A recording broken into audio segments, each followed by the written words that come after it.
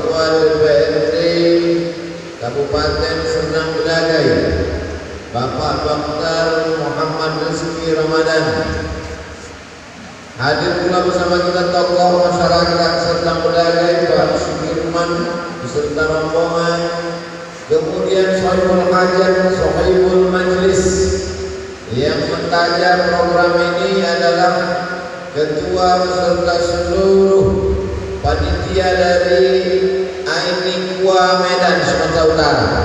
Hadirin hadirat yang tak dapat disebut satu persatu, insyaallah guru-guru kita semuanya, Abu Karam Ustaz Iqbal Sauki, hadirin hadirat muslimin muslimat semuanya dimuliakan Allah Subhanahu wa taala.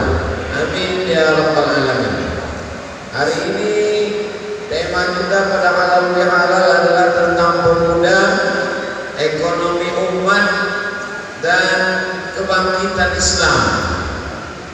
Saya diajak berbicara tentang ekonomi umat dan pemuda, memang itu sejalan, karena ekonomi sulit untuk dibangkitkan oleh orang-orang yang sudah tua. Tapi yang tua jangan tersinggung dulu, karena tua itu bukan usia, tua adalah semangat. Sumpah Pemuda 28 Oktober 1928 itu yang hadir banyak orang tua, tapi semangatnya muda. Maka siapapun yang tua, kalau dia semangatnya muda, dia masuk dalam tema orang muda ini insyaallah. Tapi sebaliknya orang muda kalau semangatnya hilang, tidak punya pandangan visi-misi masa depan, sesungguhnya mereka adalah orang-orang jompo yang terjebak di tubuh anak muda. Ini yang paling berbahaya. Anak muda hanya mengandalkan harta bapaknya, jabatan orang tuanya. Maka dalam Islam diajarkan dalam sebuah kata-kata hikmah, laisal fata may yaqulu kana abi. Seorang pemuda bukanlah yang berkata bapak saya, kakek saya, orang tua saya.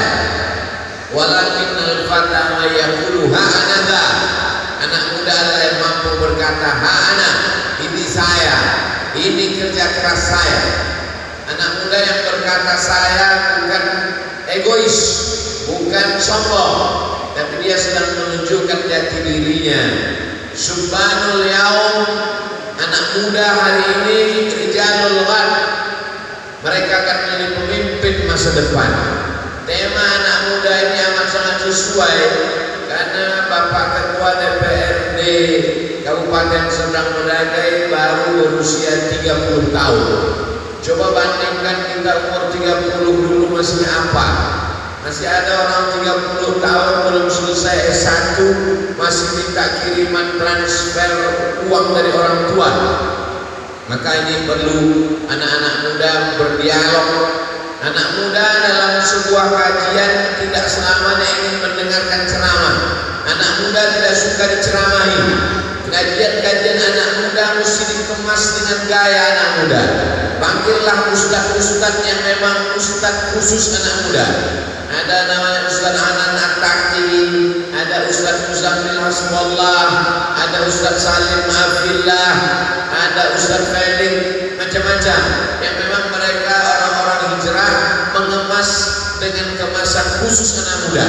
Karena anak muda mungkin diajak berdialog 10-15 menit cukup, habis itu lebih pada interaktif.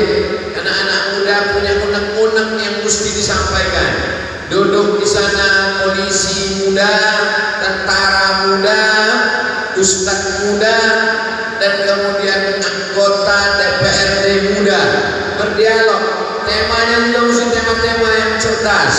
Bagaimana narkoba bahayanya, dihadirkan dokter, psikolog. Bagaimana menggapai cita-cita masa depan.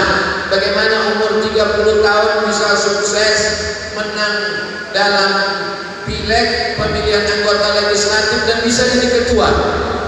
Sehingga anak muda punya contoh, punya model. Jangan sampai anak muda kita kehilangan cita-cita, dirusak lagi oleh kenakalan. Kenakalan itu bagi dua. Satu, kenakalan yang bersifat maknawi, tak nampak bendanya. Kenakalan otak dirusak dengan sekularisme, liberalisme, komunisme, pluralisme dan lain sebagainya. Tak nampak dia, tapi merusak isi kepala. Ada satu lagi yang modelnya kelihatan, narkoba, sabu-sabu, ganja, minuman keras. Tidak ada agama yang membenarkan narkoba, apapun itu. Maka Indonesia yang terdiri dari berbagai macam suku, agama, etnis, dia tetap menjaga anak-anak muda ini. Maka kalau momentum Isra Mi'raj, Maulid Nabi, nuzul Quran, tahun baru hijrah, termasuk halal bihalal, disematkan di sana peran anak muda itu amat sangat menjaga. Siapa yang cinta NKRI, maka dia mesti memperhatikan anak muda, karena yang tua-tua meninggal, masa depan ada di tangan anak muda. Bahkan dalam hadis dikatakan, di antara yang akan ditanya di hadapan Allah, la tus'alunna yawma idzin 'anil na'im. Kamu akan ditanya atas segala nikmat yang diberikan Allah Subhanahu wa taala. Siapa yang bisa mengukur berapa tetes darah yang dicuci buah pinggang, berapa hembusan nafas dari paru-paru, berapa lintasan pikiran, bisikan hati, tak ada yang sanggup menghitungnya. Wa in ta'uddu ni'matallah la tuhsuha. Kalau kamu mau hitung nikmat Allah, kamu tak bisa menghitungnya. Dan kita memang tidak disuruh menghitung nikmat Allah. Kita hanya disuruh mensyukuri nikmat Allah, dan nikmat Allah ini akan ditanya, diminta pertanggungjawaban di hadapan Allah.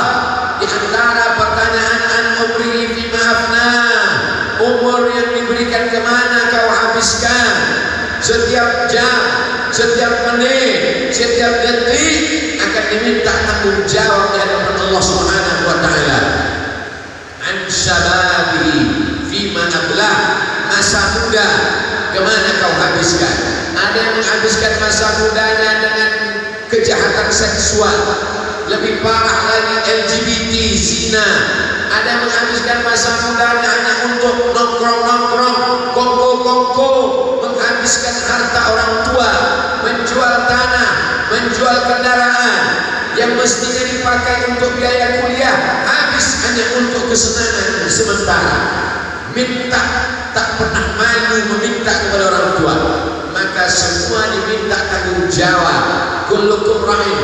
Islam mengajarkan kita menjadi pribadi-pribadi yang bertanggung jawab. Kullukum ra'in, setiap kamu pemimpin, wa kullukum mas'ulun an ra'iyatih, setiap kamu akan diminta tanggung jawab di hadapan Allah Subhanahu wa taala. Dalam Quran kita disuruh menceritakan tentang kisah-kisah, faqsusil qasasa, ceritakan kisah-kisah dalam Quran itu, la'allahum yatafakkarun, mudah-mudahan manusia mau berpikir. Cerita tentang Nabi Musa adalah sosok anak muda. Cerita tentang Nabi Ibrahim adalah cerita tentang anak muda. Cerita tentang Nabi Isa juga anak muda. Dan cerita tentang Nabi Muhammad sallallahu alaihi wasallam anak muda yang berangkat dari nol, from zero to hero, dari nol menjadi penguasa alam semesta. Lahir dalam keadaan yatim, ayahnya meninggal dunia 2 bulan dalam kandungan Aminah. Tak lama setelah lahir, ibunya meninggal. Yatim piatu, tak berayah, tak beribu. Tidak meninggalkan harta yang banyak. Nabi tidak dibesarkan di atas selimut sutra, bertangkaikan cawan emas. Nabi dibesarkan penuh dengan kesederhanaan, mandiri, tinggal di rumah pamannya Abu Talib. Abu Talib punya anak yang banyak, dia juga bukan orang yang kaya raya. Nabi mengembalakan kambing-kambing ternak orang kota Makkah. Dari situ dia mendapat upah untuk makan, memenuhi kebutuhan hidupnya. Lalu kemudian dia menjadi pedagang, bisnismen. Barang-barang dari Makkah dibawa ke negeri Syam, dibawa ke Yaman. Barang-barang itu dia jual dengan kejujuran, untungnya luar biasa. Sampai seorang perempuan yang punya uang, punya barang, punya benda, kaya raya, terkejut. Kenapa kalau dibawa anak muda ini laku punya pesan. Kenapa kalau dibawa anak muda ini bisa laris, manis? Ternyata anak muda ini luar biasa. Pertemuan Nabi Muhammad dengan Khadijah bukan dalam majelis taklim, bukan di pondok pesantren, bukan di pengajian. Pertemuan Nabi dengan Khadijah adalah dalam rangka bisnis mudharabah, bagi hasil. Yang punya barang benda, barang bisnis dagang Khadijah, yang menjualkan, yang punya bakat Sayyidina wa Maulana Muhammad sallallahu alaihi wasallam. Cerita tentang Ashabul Kahfi juga anak-anak muda, disebut mereka dalam surat Al-Kahfi yang selalu dibaca pada malam Jumat. Innahum fityatun, mereka adalah anak-anak muda, amanu bi rabbihim, mereka beriman kepada Allah. Allah tambah hidayah kepada mereka. Sebagai anak muda apa yang dilakukan? Jangan bayangkan sahabat Nabi itu orang-orang tua. Ketika Nabi meninggal, ada namanya Abdullah bin Umar, anak Umar bin Khattab, umurnya 20 tahun. Ketika Nabi meninggal, ada namanya Abdullah bin Abbas, umurnya 15 tahun. Ketika Nabi meninggal, Nabi menyiapkan pasukan perang dipimpin oleh seorang laki-laki namanya Usamah bin Zaid. Nabi punya anak angkat namanya Zaid bin Harisah. Zaid bin Harisah punya anak laki-laki namanya Usamah. Usamah artinya singa yang garang. Dijadikan panglima perang. Berapa umurnya? 18 tahun. Anak umur 18 tahun diangkat Nabi menjadi panglima perang. Islam sampai ke Eropa, menyeberang dari Afrika Utara, Maroko sampai ke Spanyol, dipimpin oleh panglima perang bernama Tariq bin Ziyad, sehingga selat itu disebut dengan Selat Gibraltar. Orang Barat menyebut selat menyeberang dari Maroko ke Spanyol Gibraltar, dipimpin oleh seorang anak muda, umurnya tak sampai 20 tahun. Konstantinopel didirikan oleh seorang kaisar, raja Roma. Konstantinopel, kota itu disebut, didirikan oleh Kaisar Konstantin, direbut oleh seorang Muhammad Al-Fatih, anak muda berumur 19 sampai 21 tahun. Anak-anak muda yang gemilang. Tokoh-tokoh ini mesti dijadikan karikatur, tokoh-tokoh ini mesti dibuatkan animasi, tokoh-tokoh ini mesti ada kartunnya, sehingga pendidikan tidak hanya sekedar ceramah. Saya mengajak anak-anak muda yang pandai buat animasi, yang pandai buat kartun, yang pandai buat film dokumenter, filmkan tentang Usamah bin Zaid, filmkan tentang Muhammad Al-Fatih, filmkan tentang Tariq bin Ziyad, filmkan tentang Abdullah bin Abbas. Nabi punya penterjemah. Kenapa perlu diterjemahkan ceramah Nabi? Karena Nabi berinteraksi dengan orang Yahudi, maka terjemah bahasa amat sangat penting. Begitu Nabi sampai di Madinah, diangkat seorang penterjemah yang menerjemahkan surat-surat Nabi, surat orang Yahudi ke Nabi. Seorang laki-laki namanya Zaid bin Thabit. Ketika Nabi meninggal, umur Zaid bin Thabit 20 tahun. Jadi kalau begitu waktu dia menerjemah surat Nabi itu berapa umurnya? 15 sampai 20 tahun. Meninggal Nabi umurnya 20 tahun. Anak umur 20 tahun sekarang semester 4 di perguruan tinggi, masih meminta kepada orang tua, belum mandiri. Tapi zaman Nabi, penterjemah Nabi bukan orang tua umur 60, 70, anak muda. Berapa lama dia belajar bahasa Yahudi? Ta'allamtuhu wa hadaqtuhu. Aku belajar bahasa Yahudi dan aku paham sepaham-pahamnya. Nisfa syahrin, dalam setengah bulan bisa dia kuasai bahasa Yahudi. Anak muda zaman sekarang mesti menguasai bahasa yang dipakai, bahasa gadget, bahasa teknologi, bahasa dunia IT, bahasa medsos, bahasa Inggris, bahasa Mandarin. Saya tantang anak-anak muda, ceramah Abdul Somad, potong 5 menit, 10 menit, buat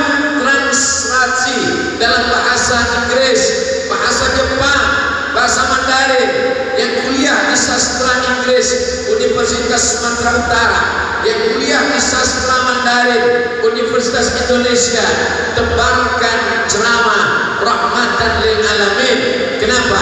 Karena Nabi mengajarkan menerjemahkan bahasa, dan itu dilakukan oleh anak-anak muda.